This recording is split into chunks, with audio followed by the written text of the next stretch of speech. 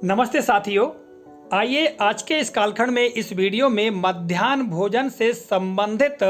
एक परिसर एक शाला विद्यालयों में मध्याह्न भोजन से संबंधित मध्याह्न भोजन कार्यक्रम परिषद के दिशा निर्देश का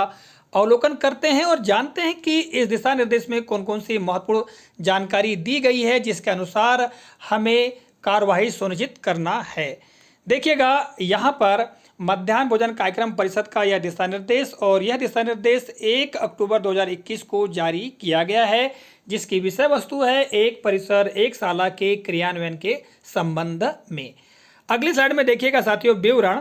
जैसा कि आप यहां पर देख पा रहे हैं, मध्याह्न भोजन कार्यक्रम अंतर्गत संदर्भित पत्र के माध्यम से एक परिसर में संचालित विभिन्न स्तर की शालाओं के एकीकरण उपरांत एकीकृत शाला का नाम वरिष्ठ स्तर की शाला के नाम से जाना जाएगा एवं एक परिसर में संचालित समस्त शालाओं को एकीकृत करने के उपरांत मुख्य शाला का डाइस कोड एकीकृत शाला का डाइस कोड होगा का लेख किया गया है। जैसा कि हम सभी को ज्ञात है कि पूर्व में जो दिशा निर्देश प्राप्त हुए हैं उन दिशा निर्देशों के आधार पर एक परिसर में लगने वाली समस्त शालाओं को मर्ज करते हुए EPES अर्थात एक परिसर एक शाला निर्मित की गई है और उसमें कहा गया है कि जो सबसे वरिष्ठ शाला है उस वरिष्ठ शाला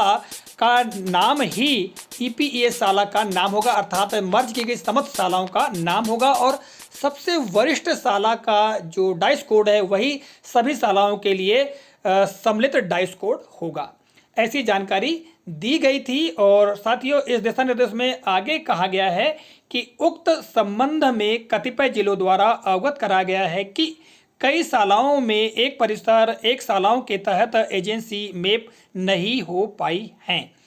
जिस कारण छात्र छात्राओं को मध्याह्न भोजन का लाभ नहीं दिया जा सका है। ऐसी कुल 347 शालाएं शेष हैं, जिसमें माह दिसंबर 2020 से वर्तमान तक मध्याह्न भोजन का लाभ नहीं दिया गया है।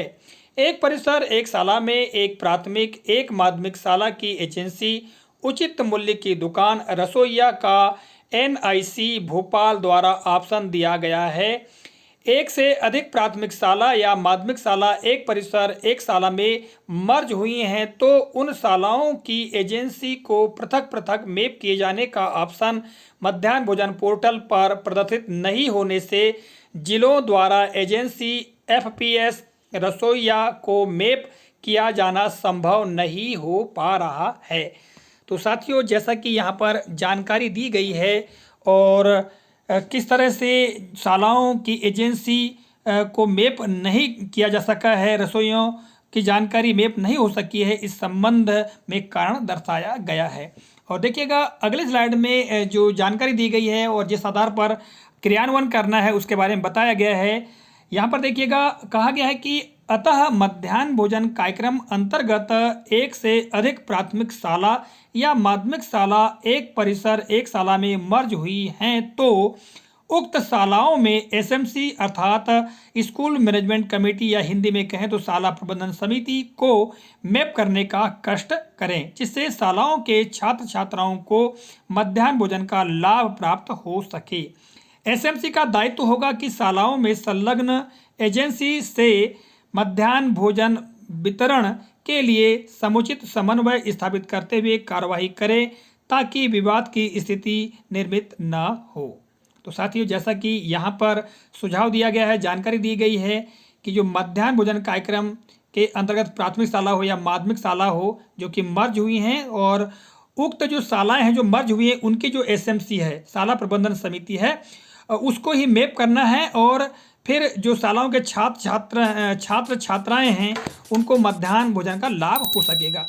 और फिर बाद में जो SMC है उसका दायित्व होगा, कुल मिला के हम ये कहें कि SMC के जो सचिव हैं यानी जो APES शाला के प्रधान अध्यापक हैं वो विशेष तौर से जो संलग्न एजेंसी है उसके माध्यम से मध्याह्न भोजन वितरण की व्यवस्था करेंगे, अर्थात समन्वय स्थापित करेंगे ताकि किसी प्रकार की जो